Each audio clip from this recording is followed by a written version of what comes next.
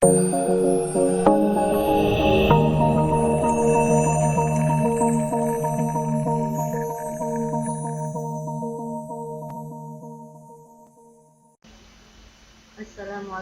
warahmatullahi wabarakatuh. Selamat pagi semua. Hari ini kita akan melanjutkan materi kita, yaitu pengertian akuntansi, ya. Pengertian akuntansi itu biasanya ditinjau dari dua sudut pandang, yaitu dari sudut pemakai jasa akuntansi dan dari proses kegiatannya, ya, itu. Kemudian, kalau kita lihat dari pemakai jasa akuntansi, akuntansi itu didefinisikan sebagai suatu disiplin yang menyediakan informasi yang diperlukan untuk melaksanakan kegiatan secara efisien dan mengevaluasi kegiatan-kegiatan itu dalam suatu organisasi. Kegiatan-kegiatan yang dimaksud di sini adalah kegiatan daripada akuntansinya, bagaimana transaksi akuntansi yang terjadi dalam satu bulan itu, kemudian dievaluasi, ya, dievaluasi. Selanjutnya adalah bahwa definisi akuntansi itu bisa ditinjau dari sudut proses kegiatannya. Kalau dari proses kegiatan, akuntansi adalah proses pencatatan, penggolongan, pemeriksaan, pelaporan, dan penganalisaan data keuangan suatu organisasi atau suatu perusahaan. Proses pencatatan, biasanya kegiatan akuntansi itu dilakukan proses pencatatannya ke dalam suatu daftar yang namanya jurnal, ya. Kemudian penggolongan, setelah dilakukan pencatatan itu digolongkan akun-akunnya, ya. Kemudian diaudit atau diperiksa data-data akuntansi itu, kemudian dilakukanlah pelaporan dan penganalisaan laporan keuangan. Biasanya laporan keuangan suatu perusahaan atau jasa itu dibuat bisa 2 minggu sekali atau 1 bulan sekali, tergantung organisasinya atau perusahaannya. Oke, kita lanjutkan lagi.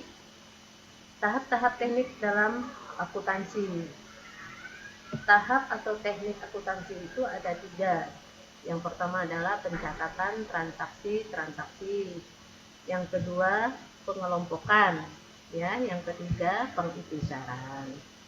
Kalau pencatatan dasar akuntansi, khususnya transaksinya, itu dicatat ke dalam suatu daftar yang namanya adalah jurnal. Kemudian apa? Setelah dilakukan pencatatan, dilakukan pengelompokan atau pempostingan akun-akunnya itu ke dalam buku besar. Selanjutnya adalah pengiktisaran.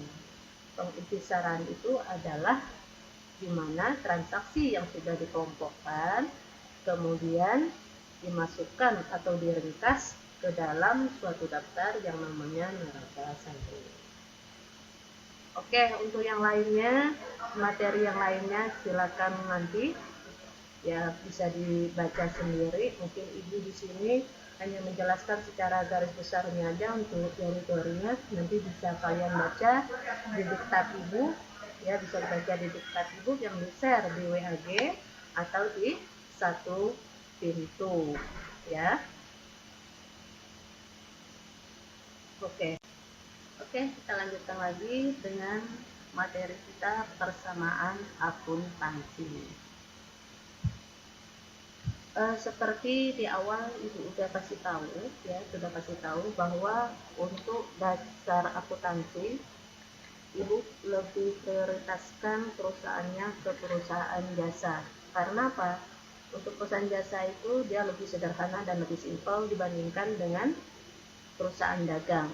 Sesuai dengan judul kita, dasar akuntansi. Jadi kita belajar basicnya terlebih dahulu. Nanti kalau udah paham, baru kita lanjutkan ke perusahaan dagangnya, insya Allah, ya. Persamaan akuntansi. Di persamaan akuntansi, ya, dia menyajikan bagaimana jumlah aktiva perusahaan terhadap tuntutan atau kewajiban dari perusahaan itu.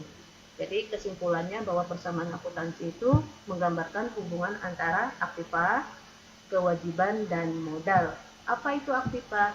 Aktiva adalah segala sesuatu atau segala kekayaan yang dimiliki oleh perusahaan. Aktiva itu sama dengan harta. Contohnya adalah uang tunai. Kalau di akuntansi, uang tunai itu disebut sebagai kas, ya. Kemudian contoh aktiva lagi apa? Seperti perlengkapan, peralatan kantor, piutang dagang. Kemudian apa lagi? Contohnya banyak contohnya ya. Kemudian peralatan, piutang dagang, asuransi dibayar di muka, itu ada contoh daripada aktiva. Kemudian kewajiban atau tuntutan, contohnya adalah utang dagang, utang usaha, utang lesal, dan lain sebagainya. Kemudian modal, modal itu adalah aset yang dimiliki oleh seseorang atau perusahaan untuk dijadikan investasi dalam perusahaannya, modal atau sumber kekayaan, sama aja. Kemudian sumber kekayaan suatu perusahaan dapat berasal dari satu pemilik perusahaan. Kalau sumber kekayaan berasal dari pemilik perusahaan, maka aktiva sama dengan modal, harta sama dengan modal, ya. Kemudian yang kedua adalah sumber kekayaan suatu perusahaan bisa berasal dari pinjaman atau hutang dari pihak lain. Itu aktiva sama dengan hutang atau harta sama dengan hutang. Karena apa? Dia merupakan pinjaman dari pihak lain. Yang ketiga, sumber kekayaan suatu perusahaan itu bisa berasal dari sebagian dari pemilik perusahaan, kemudian sebagian lagi berasal dari pinjaman. Maka rumusnya adalah aktiva sama dengan hutang plus modal. Jadi harta yang dimiliki oleh suatu perusahaan itu berdasarkan yang sebagian dari pinjaman pihak lain, kemudian sebagian lagi dari kekayaan atau pemilik perusahaan itu sendiri. Untuk lanjutkan lagi ya. Nah, di slide yang ketiga bisa kalian lihat untuk lebih detailnya aktiva itu apa, tuntutan atau kewajiban itu apa, kemudian ekuitas itu apa, ya. Tadi sudah disebutkan bahwa aktiva itu sama dengan harta. Aktiva contohnya banyak, ada gedung, tanah, dan lain sebagainya, ya. Kemudian hutang atau kewajiban itu adalah tuntutan dari pihak luar. Biasanya ini adalah pinjaman, ya, atau kita beli sesuatu secara kredit, itu juga bisa dikatakan sebagai hutang. Kemudian modal atau ekuitas, biasanya modal itu didapatkan, ya, ditentukan dari selisih antara aktiva dan kewajiban. Oke, sekarang kita lihat untuk pengaruh transaksi keuangan terhadap persamaan dasar akuntansi. Ingat bahwa dalam persamaan akuntansi menggambarkan hubungan antara yang pertama adalah aktiva, yang kedua adalah kewajiban, yang ketiga adalah modal. Jadi di persamaan akuntansi itu kita hanya berbicara masalah tiga pokok itu. Kita langsung aja ke soal, ya. Di sini ada soal 1 sampai soal nomor 9, banyak, ya. Nanti untuk soal-soal yang lain boleh kalian baca sendiri dan pahami, ya. Ibu hanya baca satu dulu. Transaksi 1, pada tanggal 1 Januari 2019, Ibu Fitri memulai perusahaannya sebagai agen real estate dengan menyetor uang tunai pribadinya sebanyak 30 juta rupiah ke dalam kas perusahaannya itu.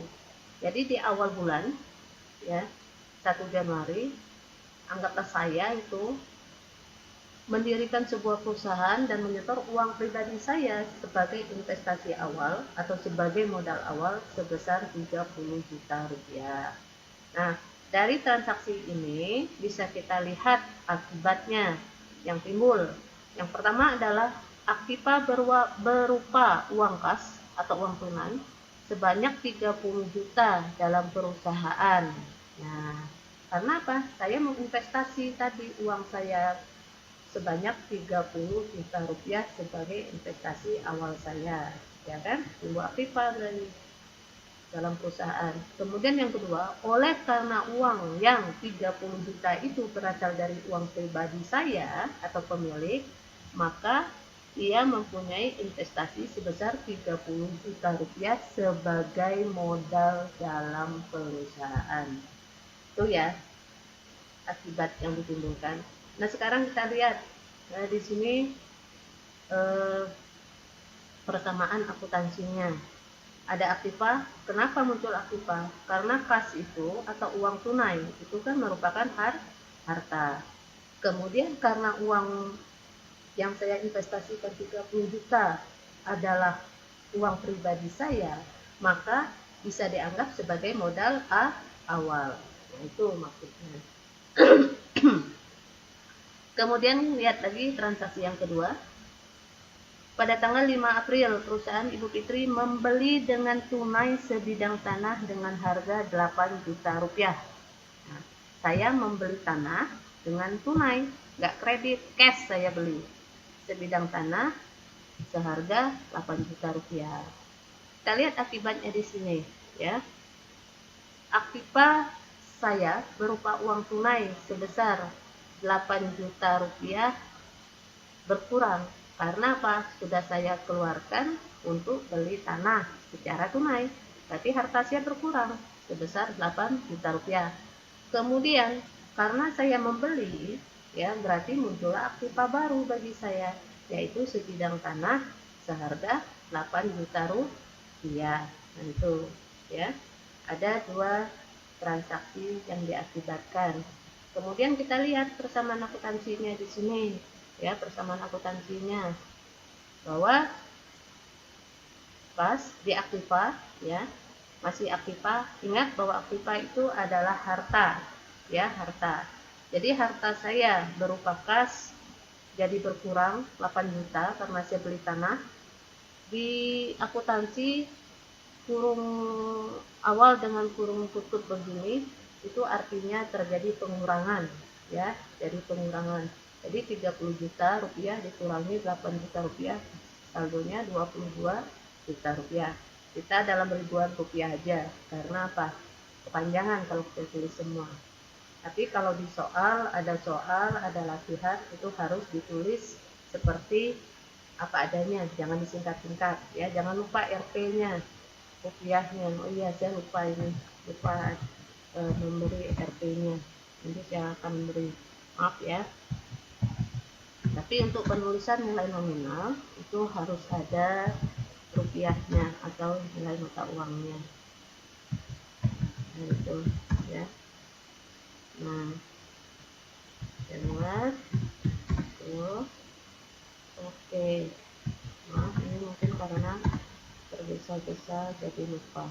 Tapi untuk selanjutnya nggak boleh, harus itu. Kemudian penulisan satuan, puluhan, ratusan, ribuan itu harus disejarkan biar gampang. Kemudian apalagi harta saya yang bertambah adalah tanah, karena saya beli sebidang tanah, muncullah harta baru saya 8 juta rupiah. Modal saya berkurang nggak 30 juta? Enggak dong, enggak berkurang, ya. Oke, Ibu lanjutkan lagi ya. Di sini ada contoh transaksi nomor 3. Ya, di transaksi nomor 3 itu tanggal 15 April Bu Fitri membeli dari Nona Gita sebuah gedung dengan harga 14 juta rupiah. Ya, sebuah gedung dengan harga 14 juta rupiah. Dari 14 juta rupiah ini sebanyak 5 juta rupiah baru dibayar secara tunai, sedangkan sisanya yang 9 juta rupiah akan dibayar di kemudian hari. Kalau kita lihat dari transaksi ini, ada 3 kemungkinan yang muncul. Yang pertama adalah aktiva kas berupa uang, ya berupa uang berkurang 5 juta rupiah. Karena apa? Saya bayar gedungnya 5 juta rupiah itu adalah cash. Kemudian muncul aktiva baru, yaitu gedung, karena saya beli sebuah gedung sebesar 14 juta rupiah. Sedangkan muncul lagi 9 juta rupiah itu berupa utang usaha. Karena apa? Dari harga gedung 14 juta rupiah itu baru saya bayar tunai atau cash 5 juta rupiah. Sedangkan yang 9 juta rupiahnya atau sisanya baru saya bayar kemudian hari. Maka muncullah utang, ya, muncullah utang. Oke, nanti bisa dilihat persamaan akuntansinya seperti ini, pengaruhnya kemana-kemana saja bisa dilihat ya.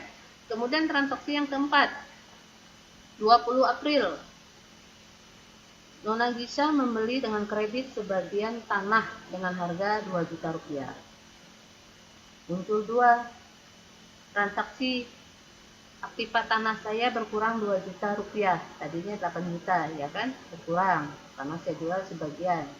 Kemudian aktiva bertambah dengan sebuah piutang usaha kepada pembeli sebanyak 2 juta rupiah. Ingat loh ya, kalian harus bisa membedakan apa yang disebut sebagai utang usaha dan apa yang disebut sebagai piutang usaha.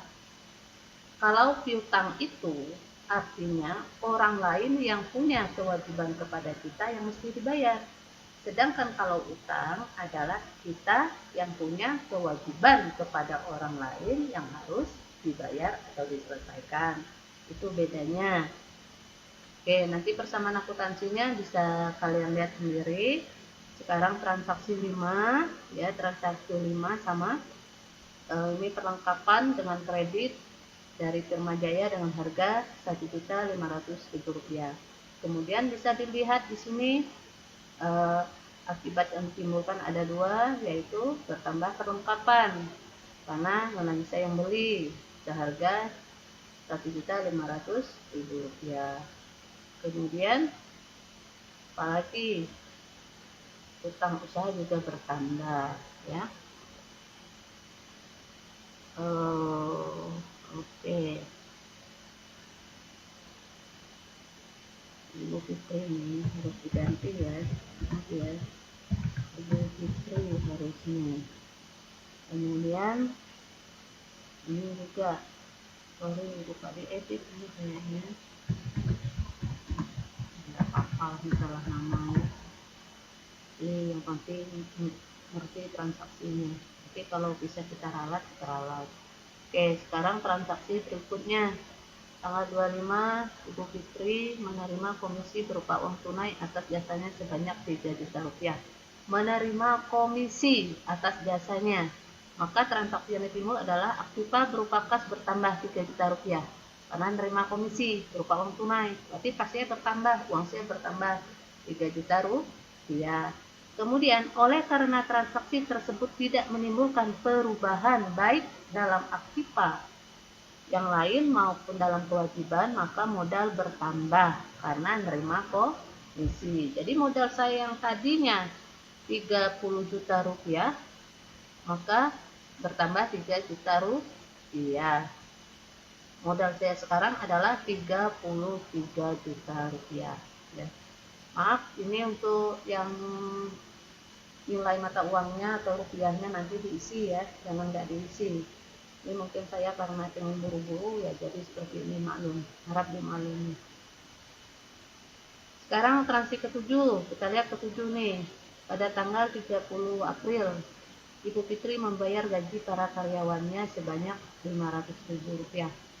Membayar gaji karyawan, berarti otomatis kas saya berkurang Rp500.000 karena saya membayar gaji. Kemudian apalagi, oleh karena hal ini tidak terjadi perubahan pada aktiva maupun yang lainnya atau kewajiban, maka aktiva 50.000 besar itu akan berpengaruh pada modal, yaitu modal jadi berkurang Rp500.000. Nanti bisa dilihat di sini.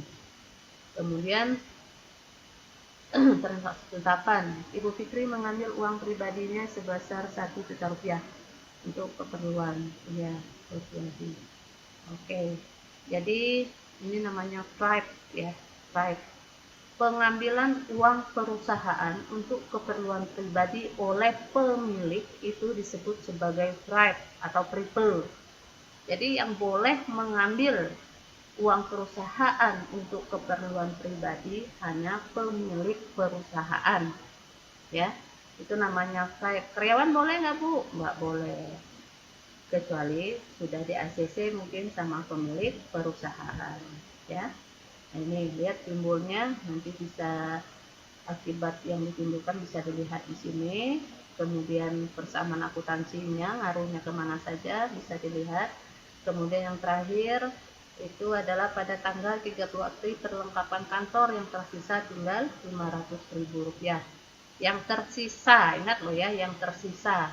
Ini perubahan perlengkapan kantor berupa uangnya akan berkurang 1 juta. Ya, di awal kan 1.500.000, sedangkan yang tersisa di sini 500. Tapi terjadi pengurangan 1 juta. Nah, lihat pengaruhnya juga pada modal. Modal juga ikut berkurang, yaitu berkurang 1 juta. Kemudian dari transaksi nomor 1 dan nomor 9 itu persamaan akuntansinya bisa digabung secara keseluruhan seperti ini.